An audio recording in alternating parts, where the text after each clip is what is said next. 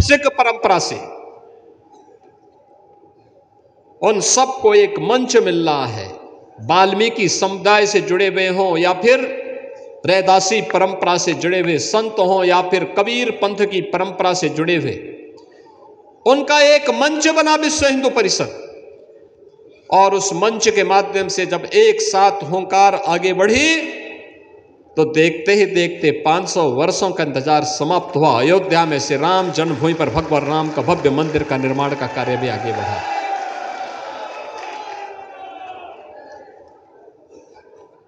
आप याद करिए, 500 वर्षों में हमारी पीढ़ी सबसे सौभाग्यशाली है कि हम अपने इन भौतिक चक्षुओं से अयोध्या का यह मूर्त स्वरूप, एक दिव्य अयोध्या का देखने में समर्थ हैं।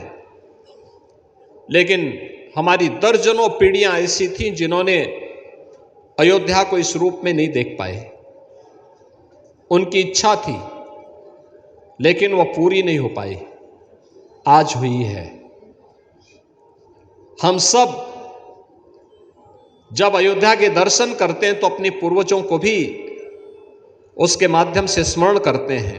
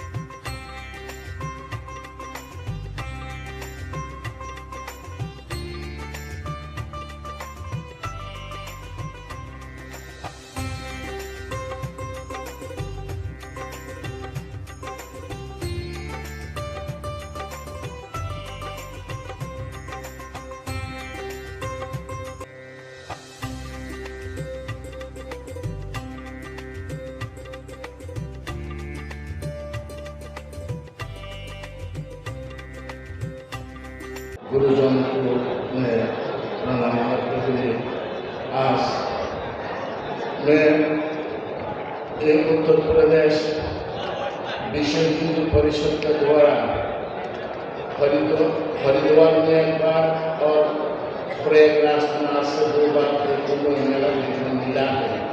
हमारा विश्व हिंदू परिषद के द्वारा आज कुछ टाइम पहले जो याद करना थे रामलीला, जो राम मंदिर का लिए जो कार्य करके गया, तो उसके बाद में हमारा विश्व हिंदू परिषद का जो अशोक सिंघल का नाम लिया है।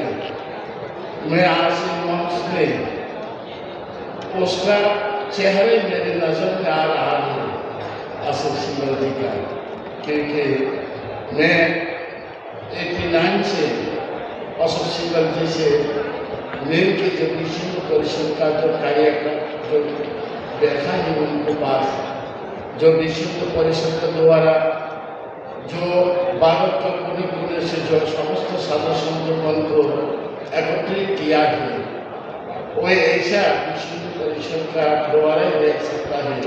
इसीलिए हमारा भारत का जो समस्त साधु संत गुरुजन को हम इतने अनुरोध करता हो, जो हमारा देश को बचाया रखना हो तो हमारा साधु संतो एक होना चाहिए। और समस्त गुरुजन को ये प्रार्थना करना चाहता हो, समस्त जिसका शिष्यों को एक बेचना है खबर जो पहले फर्स्ट यहाँ हम उसमें जो भाषण में रखा है हमारा विश्व हिंदू परिषद का जो कार्यकर्ता जो हमारा जनसंघ का बढ़ाना है, हमारा जनसंघ का बढ़ाना है तो हमारा गुरुजन का प्रति बहुत चेष्टा होना चाहिए जो अपने शिक्षक लोगों को एक खबर पहुंचाना है। जिसका बड़े 2 संतान है वो 4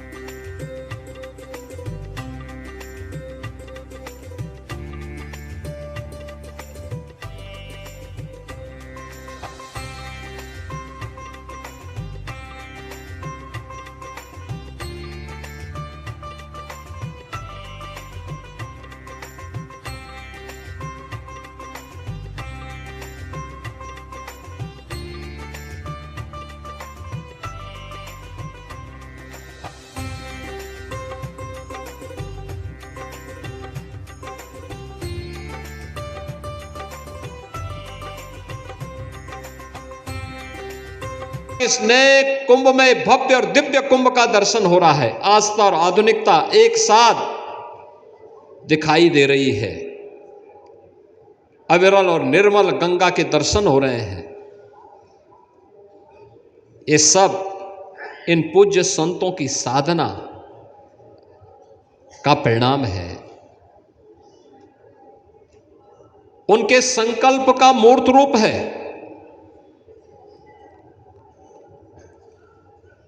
और उसे मूर्त रूप देने के लिए ही हमारी ऋषि परंपरा ने इस प्रकार के आयोजन, इस समागम हो कुंभ के देश के 4 स्थानों पर, कभी प्रयागराज में, कभी हरिद्वार में, कभी नासिक त्र्यंबकेश्वर में, कभी उज्जैन में। और इन आयोजनों के माध्यम से हम सनातन धर्म को, इस देश को एक नई दिशा दे सकें। भारत के अंदर जन्मी हुई इन सभी उपासना विधियों के लिए एक मंच बनकर के विश्व हिंदू परिषद आगे बढ़ा।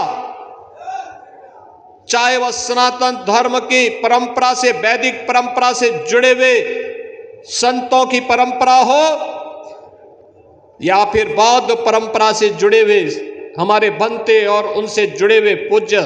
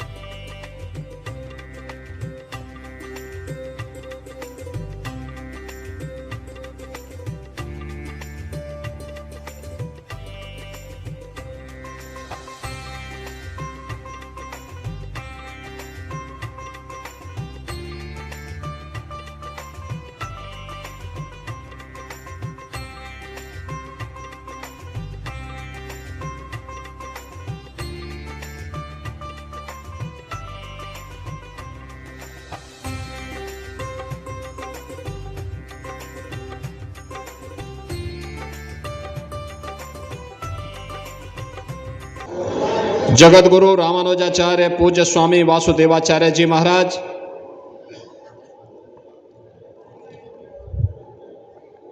आचार्य महामंडलेश्वर पूज्य स्वामी बालकानंद जी गिरिजी महाराज,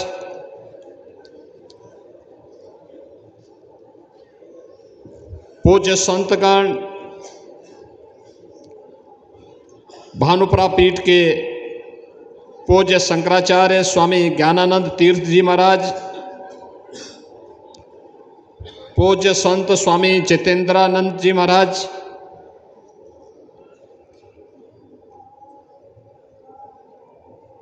पूज्य स्वामी विवेकानंद जी महाराज,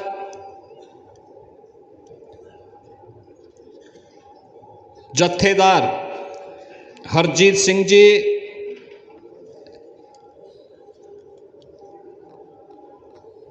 श्री रिंपोचे जी,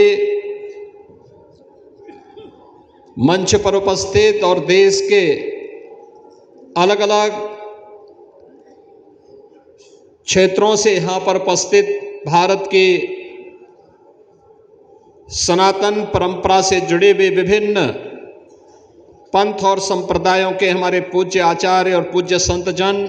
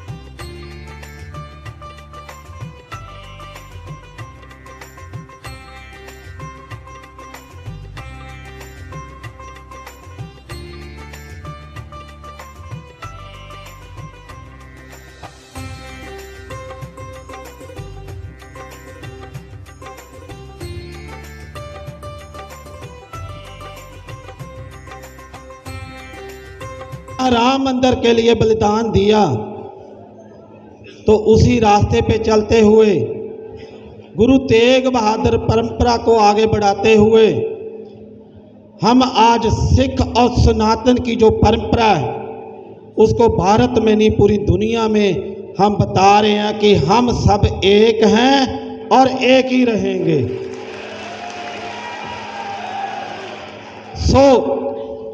सिख और सनातन का जो हमारा रिश्ता है वो एक का रिश्ता है, वो नौ का रिश्ता नहीं, हमारा खून का रिश्ता है।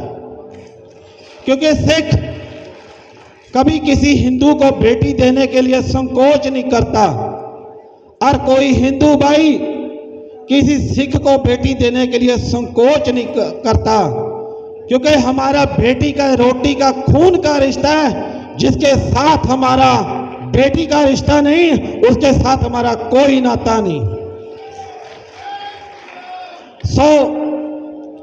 जहां भारत में सिख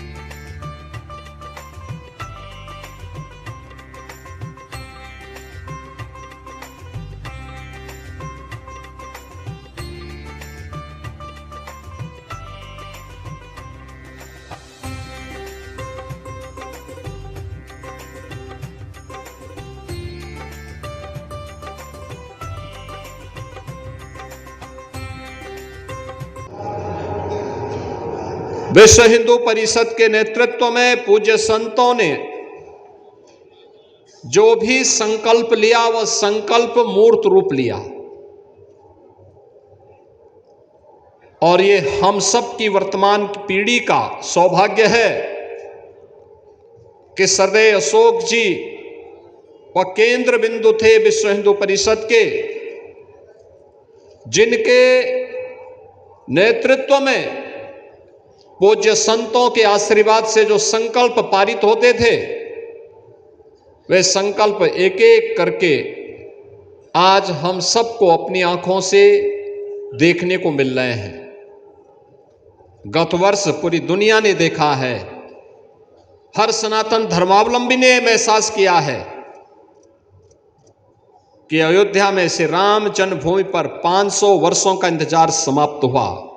मर्यादा पुरुषोत्तम प्रभु श्री राम अपने भव्य और दिव्य मंदिर में विराजमान हो रहे हैं।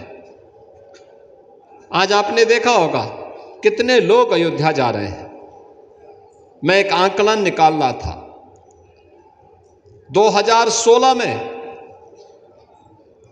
अयोध्या में कुल 2,36,000 श्रद्धालु गया था, और जब हम लोग 2024 का आंकड़ा देख रहे थे, 2024 में यह संख्या बढ़ करके 12 से 15 करोड़ पहुंच गई। कितना भव्य रूप है।